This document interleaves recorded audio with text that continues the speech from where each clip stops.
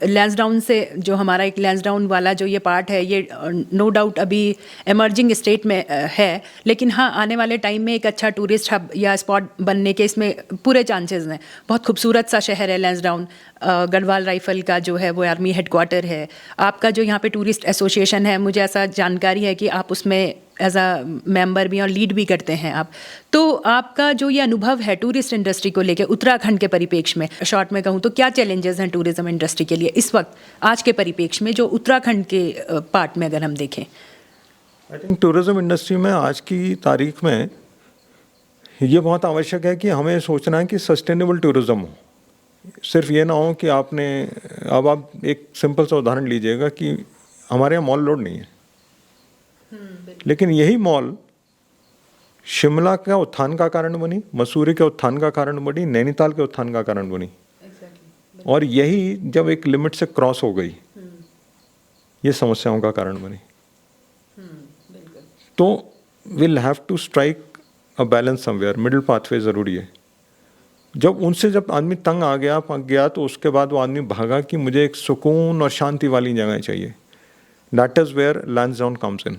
लैंसडाउन, डलहौजी, लैंडौर, ये सब ऐसे हैं जो शांति, सेरेनिटी वाली जगहें हैं। इनमें कहीं मॉल नहीं है, लेकिन जिस गति से हम मतलब इन्वेंट्री बना रहे हैं उसके मुताबिक इंफ्रास्ट्रक्चर हमारे पास नहीं है, जैसे हाईवेज, रोड्स वगैरह। थोड़ी उसमें स्कोप है इम्प्रूवमेंट का। दूसरा, एक्सपीरियंशियल टूरिज्म देने का। इस पूरे क्षेत्र को आई थिंक 95% जो सैलानी है वो दिल्ली एनसीआर से आता है। तो टिपिकल अर्बन लाइफस्टाइल में वो 6 दिन बिल्कुल, 5 दिन जो हैं बिल्कुल थके होते हैं, बोथ मेंटली फिजिकली।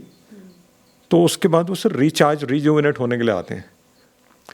तो वो इधर आते हैं, तो इसका मतलब उनको एक्सपीरियंशियल टूरिज्म चाहिए। अब यहाँ पे हमारे यहाँ हर होटल या रिजॉर्ट को we should try to promote the cuisines of Uttarakhand, which everybody is doing, जो भी कर सकते हैं, जितना कर सकते हैं।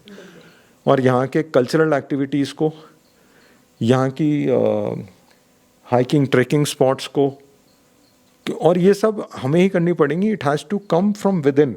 देखिए, जब इंसान जो सैलानी आ रहा है वो आपकी लग्जरीज़ के लिए नहीं आ रहा है। वो सारी लग्जरीज आजकल सब लोगों के घरों में पड़ी हैं।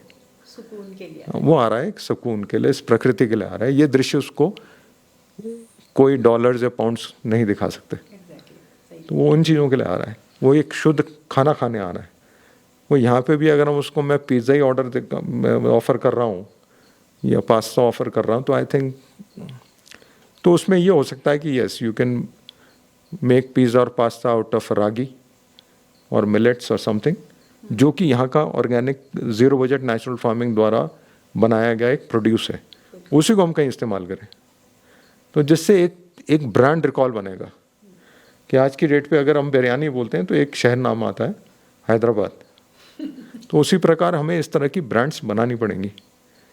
हमें बिरयानी नहीं, लेकिन शायद झंगुरे की खीर बनानी पड़ेगी, या हो सकता है क्वादे की रोटी बनानी पड़े, या धपड़ी हो, whatever, you know, we'll have to identify them, promote them and develop them and market them well.